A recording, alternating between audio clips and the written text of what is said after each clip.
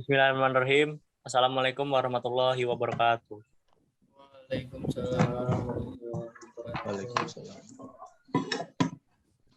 Pada kesempatan kali ini, kami dari kelompok 6 akan mempresentasikan tugas UTS mata kuliah kewirausahaan, yaitu deskripsi dari startup bisnis yang telah kami bangun. Sebelum itu, kami akan memperkenalkan diri terlebih dahulu. Saya Ahmad Zaki Arafi Asyam, NIM 18112312. Saya Abdul Jafar Sidik, NIM 18112251. Saya Muhammad Rafli Hidayat, NIM 18112305. Saya Gita Putri Kusumaning Tias, NIM 18112264. Saya Maulana Hadi Nursi, NIM 18112272. Langsung saja kita masuk ke deskripsinya yang akan dijelaskan oleh Mas Abdul. Kepada Mas Abdul, waktu dan tempat dipersilahkan. Oke, bismillah. Excluva Jogja merupakan startup digital yang mencakup distribusi pakaian unisex, kaos polos, sweater, jaket, hoodie, kemeja, parka, polo, dan lain-lain. Semua pakaian yang kami jual menggunakan bahan yang berkualitas, berstandar mutu tinggi, dan memiliki ketahanan yang baik. Pelayanan yang baik dan produk yang berkualitas selalu menjadi prioritas kami. Sampai saat ini, startup digital yang dibangun dan dikembangkan oleh 5 orang ini telah mencapai tahap di mana produk yang kami siapkan telah kami pasarkan di beberapa media sosial kami. Pasar kami sampai saat ini utamanya adalah pelajar dan mahasiswa dengan cakupan masyarakat umum yang tertarik dengan desain pakaian yang telah kami buat maupun produk yang kami sediakan di excluva.co. Dibangun pada tanggal 21 Maret 2021 bertempatan workshop di Yogyakarta serta menyediakan penjualan ke seluruh wilayah Indonesia, baik grosir maupun eceran. Kami memilih startup digital ini dikarenakan hal inilah yang dapat kami realisasikan dan kami kembangkan dengan beberapa faktor pembeda atau kelebihan kami dengan startup lain yang serupa. Faktor tersebut diantaranya kami merupakan produsen dan supplier langsung dengan berbagai macam kriteria produk yang kami sediakan menjadi jasa pembuatan pakaian yang diperlukan sekolah dan kampus di Yogyakarta. Kami masih memerlukan beberapa masukan dan terobosan baru untuk menjalankan dan mengembangkan startup digital ini, dan kami sangat berharap kami dapat mengambil banyak pengalaman dan ilmu dari mata kuliah jurusan ini dengan tujuan untuk memajukan pribadi diri sendiri maupun startup digital yang sedang kami kembangkan. Untuk visi misinya menjadi startup digital konveksi dan garment yang unggul dan terdepan dalam pelayanan, kinerja, serta menjadi wadah pencetak pengusaha baru. Selanjutnya,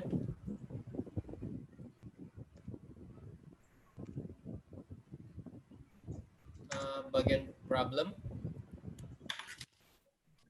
Untuk problemnya mungkin ketersediaan bahan, sizing, ukuran baju sizingnya, maksudnya dari setiap konveksi memiliki standar sizing yang berbeda-beda. Standar sizing yang ada di pihak consumer pun terkadang beda ekspektasi. Itu problem yang pertama. Untuk problem yang kedua, ketersediaan bahan. Faktor ini terkadang cukup membuat pusing pelaku bisnis konveksi ataupun pelanggan dalam mewujudkan desain yang telah dirancang. Yang ketiga, ekspektasi versus realita. Adanya ketidaksesuaian bahan yang disetujui dengan bahan yang dipakai pada produk jadi. Yang keempat, waktu yang tidak tepat. Hal ini mungkin sering terjadi terutama untuk proyek yang memerlukan waktu singkat, biasanya kebutuhan event. Yang kelima, harga yang tidak standar. Di setiap konveksi tentu memiliki penawaran harga yang berbeda-beda. Ada yang mematok harga tinggi mungkin dengan jaminan kualitas dan waktu, namun ada juga yang mematok harga rendah namun tidak ada jaminan dari segi kualitas dan waktu. Silakan Raffi untuk kelanjutannya. Untuk solusinya dalam ketersediaan bahan pada permasalahan ini, kami selalu melakukan cross check terlebih dahulu dengan supplier bahan sebelum melakukan deal project. Kami melakukan konfirmasi kepada pihak pelanggan apakah proyek ini dapat direalisasikan dengan kurun waktu yang telah ditentukan atau membutuhkan waktu lebih untuk pemasaran bahan yang diinginkan terlebih dahulu. Untuk sizing biasanya dilakukan dengan pembuatan sampel terlebih dahulu atau menyesuaikan dengan standar sizing dalam negeri atau luar negeri.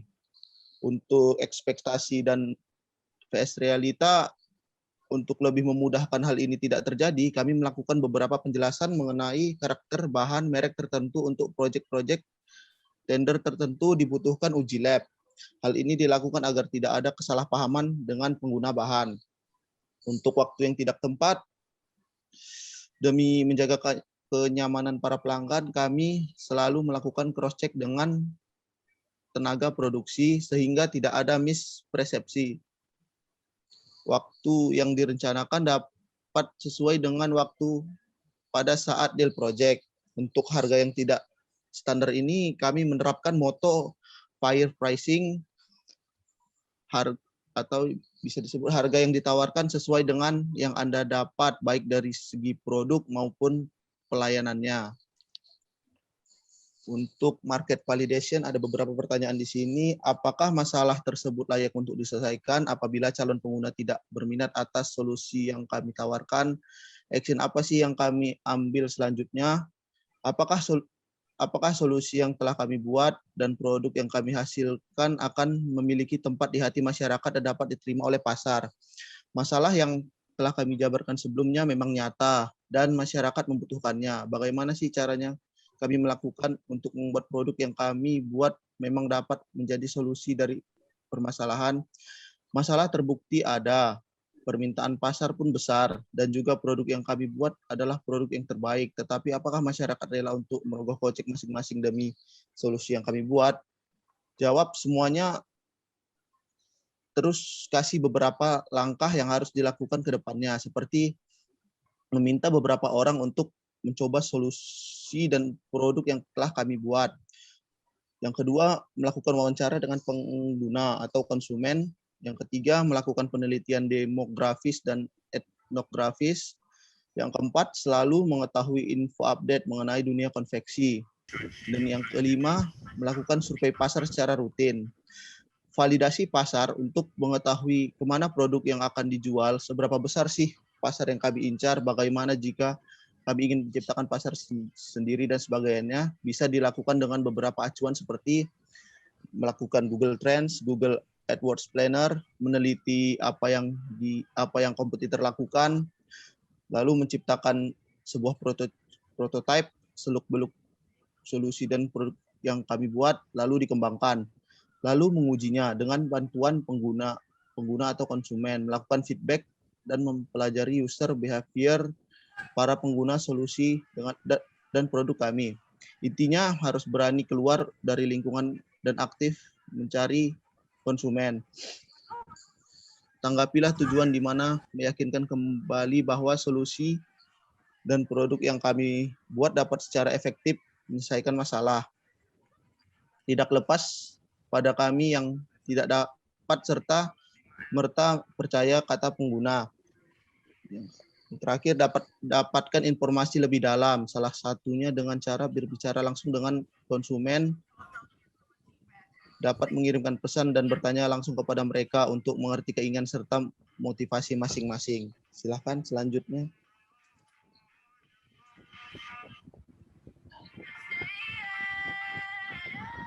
Selanjutnya ada market size. Pada market size kali ini kami akan lebih berkonsentrasi pada 2 poin, yaitu jumlah pasar dan wilayah penjualan produk kami. Poin penting pada market size kali ini tuh salah satunya menentukan pasar dengan cara melakukan riset yang mendalam, lalu jalin hubungan baik dengan target audience brand. Yaitu perhitungkan estimasi total penjualan dengan interaksi dengan pasar sasaran, melakukan analisis mendalam terhadap data bisnis perusahaan. Jadi kami di sini tuh lebih memfokuskan pada penjualan untuk custom produknya daripada penjualan produk branding personal kita sendiri. Maksudnya tuh kita memang branding personal sendiri, tapi kan itu kita masih membangun dari awal, dari nol. Untuk perkembangannya pun pasti bertahap ya, perlahan, nggak langsung seperti brand-brand besar yang ada di Jogja misalnya. Jadi kita lebih fokusin pada customnya. Di jumlah pasarnya kita lebih fokus ke kayak mahasiswa atau pelajar-pelajar. Jadi kita masuk ke sekolahnya, kita lakukan iklan promosi, lalu kita menggait sekolah-sekolah tersebut untuk membuat keperluannya seperti kaos kelas, jersey, jaket, banner, dan sebagainya pada kami. Selain itu, karena pada kelompok kami juga ada yang asli Jogjanya, tentunya mempunyai relasi yang lebih terhadap sekolah-sekolah yang ada di Jogja. Untuk itu, mungkin akan lebih mudah untuk mendapatkan jumlah pasar atau pangsa pasar yang lebih luas. Untuk wilayah penjualan produk kita, tentunya karena workshopnya berada pada Yogyakarta, akan lebih berfokus di wilayah Yogyakarta.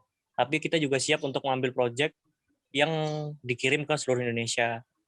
Seperti itu. Next.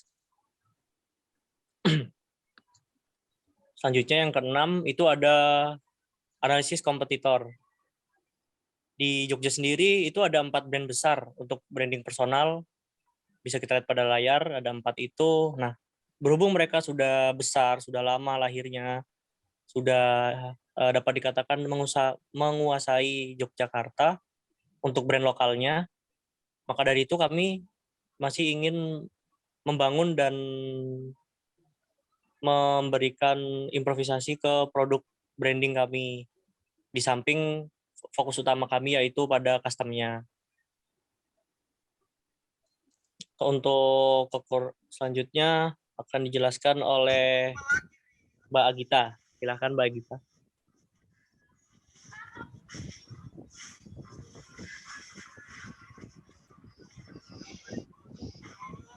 Lanjut.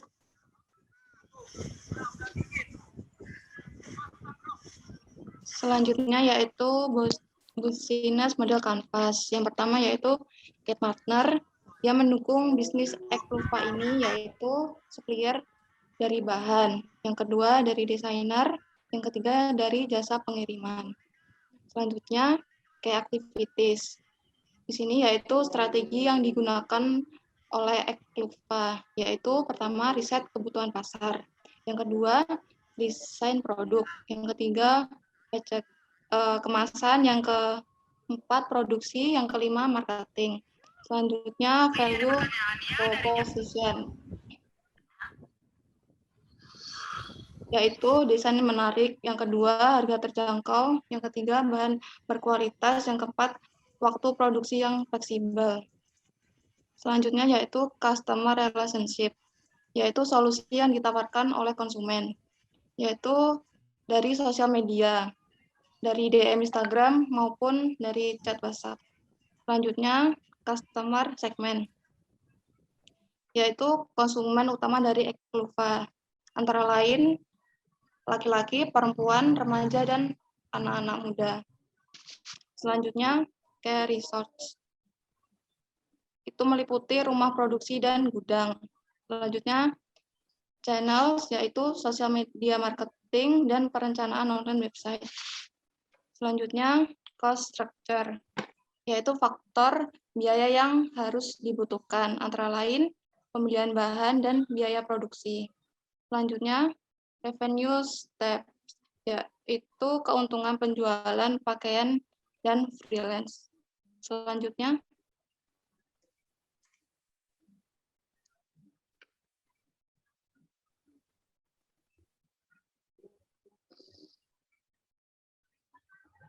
yaitu tentang dampak sosial. Yang pertama, local community. Yang pertama, persaingan dengan kompetitor lain. Yang kedua, semua orang dapat mengetahui solusi efektif terhadap masalah mengenai dunia konveksi yang terjadi pada realitas, serta mengetahui produk-produk unggulan pada masing-masing jenisnya. Selanjutnya tentang governance, yaitu usaha umum terbuka dengan spesialisasi persis dengan Ekluva pusat. Yang kedua, bisnis yang fleksibel, mudah dikembangkan dan dapat mengurusi kebutuhan pribadi maupun umum. Selanjutnya, store konveksi yang fleksibel, ramah, dan murah. Selanjutnya tentang social value, yaitu menawarkan desain sesuai keinginan konsumen. Terus memasarkan dengan hasil bahan yang berkualitas. Selanjutnya menyediakan sarana bagi masyarakat untuk membuat pakaian pribadi maupun komunitas dengan desain serta bahan yang diinginkan. Selanjutnya tentang sosial kultur, yaitu tentang ketergantungan dalam menggunakan berbelanja online.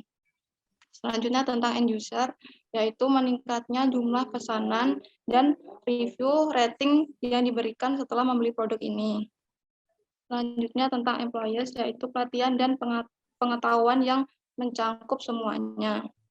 Selanjutnya tentang scale of outlets, yaitu antara lain penjualan berada di Jogja, rencananya ingin membuka cabang di beberapa daerah lain dan menjangkau semua usia anak hingga orang dewasa.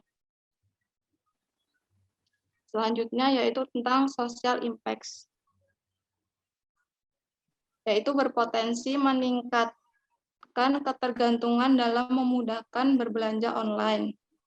Selanjutnya tentang social benefit, yaitu keterlibatan customer untuk melakukan promosi. Selanjutnya akan dilanjutkan oleh Maulana. Oke, selanjutnya di sini ada roadmap Excluva Jogja 2021. Pada kuartal pertama, tim bisnis akan melakukan brainstorming terlebih dahulu. Dan kuartal kedua, tim bisnis akan melakukan survei gathering data, dan tim teknologi akan melakukan prototyping. Dan pada kuartal ketiga, tim bisnis akan melakukan gathering feedback-nya, tim teknologi akan melakukan beta testing yang sudah dibuat terlebih dahulu, dan tim marketing akan melakukan marketing research. Pada kuartal 4-nya, tim bisnis akan melakukan education user acquisition. Dan tim teknologi melakukan maintenance, tim marketingnya akan melakukan marketing pada media sosial. Selanjutnya ini adalah Excluva Jogja Team. Yang pertama ada Ahmad Zaki Arafi sebagai direktur, ada Abdul Jafar Siddiq sebagai marketing, Agita Putri Kusuma Ningtyas sebagai keuangan, Muhammad Rafli Hidayat sebagai operasional, dan Maulana Hadi Nursi sebagai manajer IT-nya. Selanjutnya saya serahkan ke Mas Raffi, dipersilakan. Demikian deskripsi dari startup bisnis, startup digital yang telah kami bangun. Semoga ke depannya akan berjalan sesuai dengan apa yang telah kami rencanakan, bahkan bisa lebih bagus lagi daripada ekspektasinya. Mungkin karena ini adalah sebuah rancangan, pastinya banyak kesalahan. Untuk itu kami mohon maaf apabila terdapat banyak kesalahan dan kekurangan. Sekian dan terima kasih. Akhir kata, wassalamualaikum warahmatullahi wabarakatuh. Waalaikumsalam warahmatullahi wabarakatuh.